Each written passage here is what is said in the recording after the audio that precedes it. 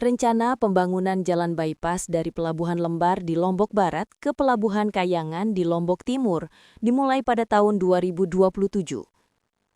Kepala Dinas Pekerjaan Umum dan Tata Ruang PUPR NTB, Sadimin, mengatakan jalan bypass ini akan memiliki panjang sekitar 50 km.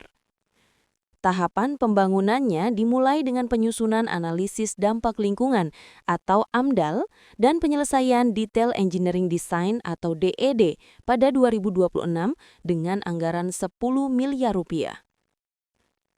Jalan bypass Lembar Kayangan rencananya akan melintasi wilayah selatan Lombok. Rutenya melalui Gerung, Praya, Sengkol, Keruak, Labuhan Haji, Korleko, Poh Gading, hingga Pringgabaya. Rute ini dipilih untuk menekan biaya pembangunan karena minim pembebasan lahan masyarakat. Sementara rincian anggaran pembangunannya antara lain 700 miliar rupiah untuk bypass ruas 1 sepanjang 20,4 km. Dari Patung Sapi, Gerung Lombok Tengah, hingga Bandara Internasional Lombok Praya Lombok Tengah. Sebesar 2,8 triliun rupiah dialokasikan untuk pembangunan ruas jalan Sengkol hingga Pringgabaya. Sadimin menyebut bahwa Pemprov NTB akan berkolaborasi dengan pemerintah kabupaten kota dan kantor pertanahan dengan menerapkan skema konsolidasi lahan. Salah satu fokus utama dalam persiapan proyek ini adalah masalah pembebasan lahan yang rencananya akan menggunakan pendekatan wakaf lahan.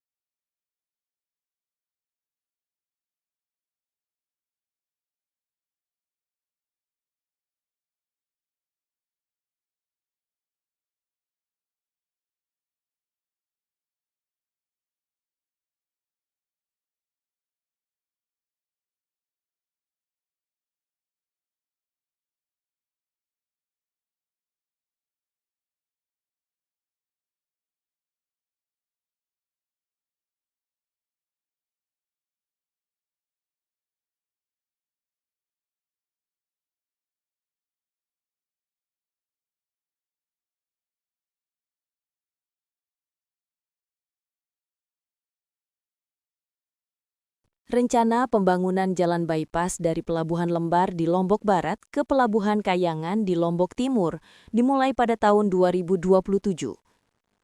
Kepala Dinas Pekerjaan Umum dan Tata Ruang PUPR NTB, Sadimin, mengatakan jalan bypass ini akan memiliki panjang sekitar 50 km.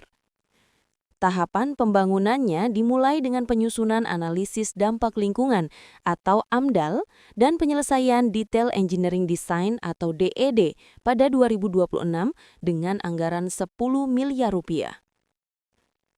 Jalan bypass Lembar Kayangan rencananya akan melintasi wilayah selatan Lombok. Rutenya melalui Gerung, Praya, Sengkol, Keruak, Labuhan Haji, Korleko, Poh Gading, hingga Pringgabaya. Rute ini dipilih untuk menekan biaya pembangunan karena minim pembebasan lahan masyarakat. Sementara rincian anggaran pembangunannya antara lain 700 miliar rupiah untuk bypass Ruas 1 sepanjang 20,4 km.